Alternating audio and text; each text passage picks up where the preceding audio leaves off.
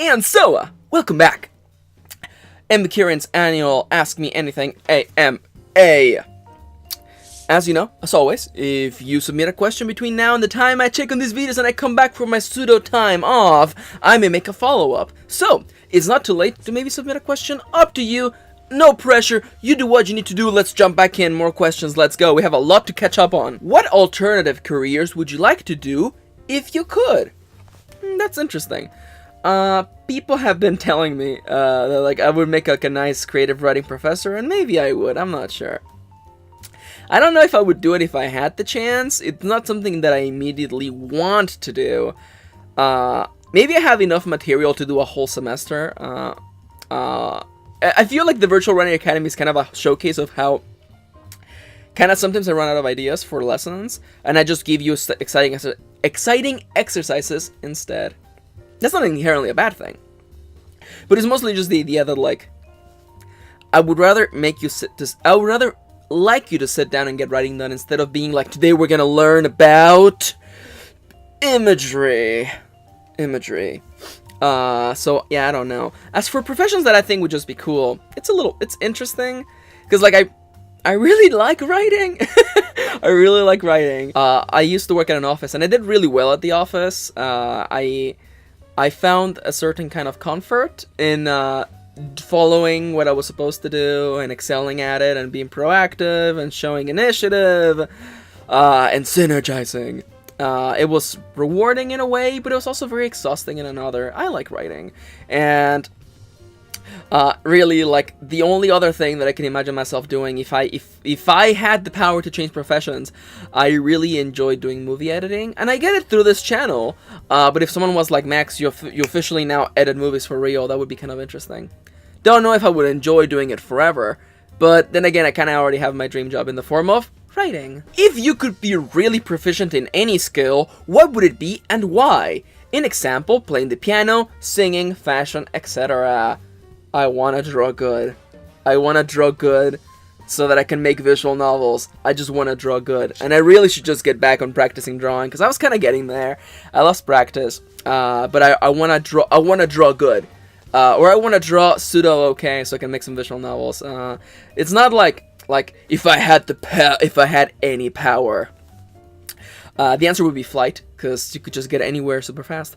But what I mean is that like, it's not something unattainable. I know that I can get there. It's just persistence and practice. Ooh, this is an interesting question. Do you typically insert yourself into fictional stories that you read or watch? Do you ever fantasize about you having a direct influence in the outcome and the direction of the story, or come up with alternative ways it can go in your head? Personally, I always end up with multiple ship-in universe AUs, alternate universes, and multiple ways of characters getting together, confessing, etc. The inserting myself is not something that I do, not bashing or anything, it's just something that I've never done.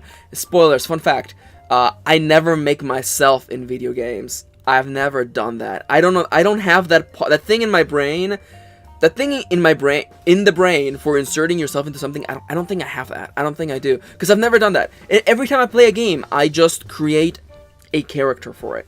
I look at the game and I go, who would exist in this world? What kind of person would exist in this world? And I kind of just create them. Of course, when I watch stuffs and when I read books, of course I'm like, oh, how things would have unfolded, or you know, when watching anime, Kirin and I, we have our headcanons, you know, of different characters on the ships. Of course we do that. Of course we do that. Of course we do that. It is only sensible to do that. Yeah, no, we have fun coming up with our headcanons and stuff like that. But as for inserting myself, I don't do that. I just don't have it. Even when I played games like Mass Effect, where you are making somebody, I ended up making my version of Captain Shepard that I thought would exist in this world and that I would have the most fun with. And also, rebel all the way. Rebel all the way. You're a super secret space spy! Bend the law! Get work done! Do you tend to idolize people easily? Oh, by the way, next question. I got so angry there. Do you tend to idolize people easily or at all? Or do you tend to appreciate people without getting that type of attachment to them? I almost wonder if that's more something of the newer generation, because, like, I have grown to realize, and maybe 2016, 2017 has helped us realize that people are people. And if I could get on a soapbox right now, a little one, because I'm pretty short as it is, I'm like 5'7", yeah, just to get enough height to look you in the eyes, most tall people's, I think that it is an inherently bad idea to associate your identity with things or people you look up to. Mostly because those things can change, and those people can change, and ultimately, you're focusing on something else. What I'm trying to say is that being a fan of something is not inherently something that should be part of your personality. There are people I look up to. There are people whose work I really appreciate. But let me tell you something. The instant I realize that they're not a good person, or they do something that I'm not particularly fond of, I will drop them on the dot. I will take the lessons that I took from them and walk out. Why? Because life is this short, and I don't have time for those kind of people. I don't. And it's the idea of like, oh, they only said this bad thing once, but I'm like, there are people out there though, who are better people, who don't do these kind of things, who don't make me feel unsafe within this space. Why give this one a-hole my time of day, you know? And I feel this last 2 years, especially this year, has been very revealing to show what kind of people are, and I'm just gonna say this right now, trash. I don't idolize people, but there's people who I appreciate because of their humanness. And I know that I say this all the time, but I really do appreciate Stephen King, just for how blunt he is on his Twitter, especially expressing his distaste with the political landscape of 2017. I appreciate it, just that stark, just bluntness. And also, I just love that he posts pictures of his dog. It's very human. I don't like icons. I don't like fantasies of people. I like people in general, and when they show their humanness, I relate to that. So yeah, I like people. I don't really put them on pedestals, but I appreciate people. Josiah Peralta asks, what's your process in self-publishing? Have you published with anyone? What was that like for you with both? I have mostly done independent publishing. I have not published with any particular house or publishing group. I decided to go indie after basically secondhand experiencing the nightmare of publishing traditionally. I'm not saying this is the experience for everyone, but my wonderful creative writing professor in college, Marcy, had a terrible experience publishing.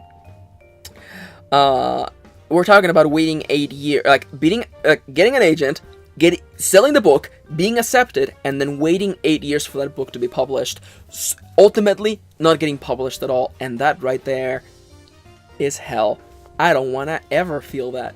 And of course, with publishing, you lose a little bit of control. You don't get a choice over your title, you don't get a choice over your cover, and I feel like those are the two things that someone experiences first when seeing your book, is the cover and the title, and not having any control over that is kind of terrible. Again, not bashing, to each their own, but I decided that, and if I must be honest, the thing that made me decide the most was the reality that it was going to be a lot of work either way. Publishing traditionally is not any less work than publishing independently. And in case you're wondering, in case you hate social media and you're like, oh, I'm going to go traditional so that they take care of all the marketing, that doesn't happen. That doesn't happen, especially in the world of 2017. If you get traditionally published, your publisher will ask you to make a blog and make a Twitter account if you don't have one, and start getting social media things happening. Start getting the word around. They're going to ask you to do that, because you also have to market your own stuff in the year that we live in. So when I realized that really the only perk was a little bit more of economic stability, at the expense of a lot more stress, I kind of just decided to go indie. I looked up all the information online. There is plenty of information. If you want to know about how to actually publish a book by yourself, the Zen of Writing, they will tell you everything. It's in the description down below. In the description down below, I have all my books for writing that I love the most. On Writing, Bird by Bird, The Elements of Style, and The Zen of Writing. The Zen of Writing has all the information you need in order to know how to turn a book into an actual ebook, and information, little tidbits, and how to code it. It's the best guide that I know. But yeah, if I must add anything else to my particular feelings here, I just really enjoy indie publishing because it lets me do the things at my own pace and to do what I want to do. And I'm not gonna lie to you, and I'm gonna just be real with you. Let's go. I'm gonna get super real. before we get really real with the next question, I'm queer, I'm LGBTQ+, and I have queer characters in my stories. And I have the faint feeling that unless I found a particular small house that would welcome that, I would have a tough time publishing stories like Masks of Glass. And weird stories like Justine's Blood. And strange things like Ho-Ho and the Fabulous Gays. I wouldn't be able to do that at a publishing house. And now it's time to get super duper real. Mothman exclamation mark has a question. And let's tackle it. We're gonna get real for a second, but it's cool, okay? Hold up. I am a 13-year-old writer, but I'm worried that I'm not actually good at writing and I'm investing my time in nothing. I think the adults around me when I was younger showered me with compliments, so I thought I was a super talented writer, but I'll never actually become anything. I don't even know if I enjoy writing or if I only enjoy the compliments that come with it. Help! Exclamation mark. You're 13. It's okay to not know what you want to do. It's okay to not know what you like. It's okay to not know, to not have things figured out. It's okay. Also, I just realized there's a lot of sun in the screen, so if it looks bad, it's fine. I'll fix it in the next video. It's okay. Time for Max to get inspirational, or to get real. I did not start writing fiction seriously, or to dedicate real time into writing fiction, until I was probably 19 and a half, 20 years old. My second semester in college. Because I remember that I skipped, yeah, I might be 20, yeah, 20, I think 20 sounds right. I was 20 years old when I started writing seriously. And when I started taking creative writing courses and spending time writing and dedicating my time to that. So, don't get the feeling, because I know a lot of people are like, oh, it's too late for me to start. I started when I was 20. You're 13. Figure out what you want to do. And man, it was terrible when I was a teenager. It's probably worse now. The idea that you have to know everything you're gonna do with your life when you're like 15 years old. Because you gotta commit to a college, you gotta commit to what you're gonna be doing, what you're gonna be going, what you're gonna be doing for the rest of your life. And let me tell you something, I don't know anyone who's followed through on that. Because you're a goddamn kid. Oh, did I just swear? Oh, no. You're a kid. You're a kid. And I know you're like, oh, you're diminishing me because you're telling me I'm just young and my opinion doesn't matter. There's time for you to figure stuff out. There's time for you to figure out what you want to do. I appreciate, honestly, that you're level-headed enough to realize maybe I just like the praise I'm getting. And that's level-headed, and that's actually a good trait to have, because if you realize that if you only like something because of the praise you're getting, and you're not really enjoying it, then you shouldn't do stuff like that. Doing something because it gets people to react to you in a certain way, I think it's a huge waste of time. Because if you're expecting to get something, let me tell you something. If you're right, expecting people to like you, you're not gonna get anything. Because you have no control over how people will react to your writing. And most importantly, I feel like that creates a bit of, how do I say this without sounding cruel? It creates a dissonance between the story and what you're trying to do. Because the goal of the story is just to tell the story as truthfully as it comes to you. But if the truthfulness that comes to you is somehow not aligned with your desire to have people praise you, you're fighting the story. And let me tell you something, writing is hard enough as it is. You don't need the extra struggle of fighting with the writing to make it the cool thing that will make people like you. And let me tell you something, it doesn't matter that people like you or not. Because let me tell you something, I know a lot of people who spent a lot of their time, wasted a lot of their life, wanting others to like them. And they spend all those years not liking themselves. So you should spend some time loving yourself, getting to know yourself, appreciating who you are, and coming to terms with that. You're young, you have time to figure all this out. A part of me would like to recommend it to just enjoy being young, and to enjoy not having to worry about rent, not having to worry about bills and taxes. Because let me tell you, that stuff is not fun. Enjoy the time you have. When I was 13, I was just playing video games. Enjoy your time. If you want to dedicate yourself to writing, that's fine. When I was 13, I wanted to do video production. And ironically, I'm doing YouTube videos, but that's fine. I took video production classes because I thought I wanted to get into film. And when I went to college, I ended up trying to go for graphic design and then realizing that I hated graphic design. That's not true. I hated the professors who were trying to get me to do graphic design. Man, the professor was terrible. A professor that actually made me hate the subject. And I ended up finding writing, creative writing, through a comment someone made once.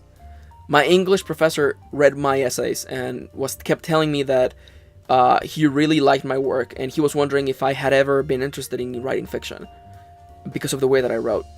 And I realized that I never considered becoming a writer because I didn't know if that was an option that was open to me. Because I'm a first-generation immigrant from Mexico, living in the US, and I never thought I was allowed to do that. So, life changes. You figure stuff out. Let me just tell you right now, if you take one thing from this video, please, figure stuff out at your own pace, okay? It's not a rush.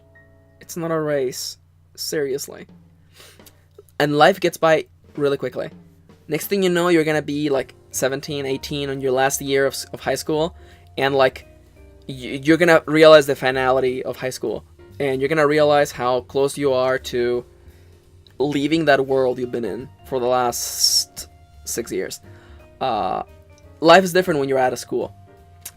Take your time. Analyze your feelings. You're young. You have time, honestly.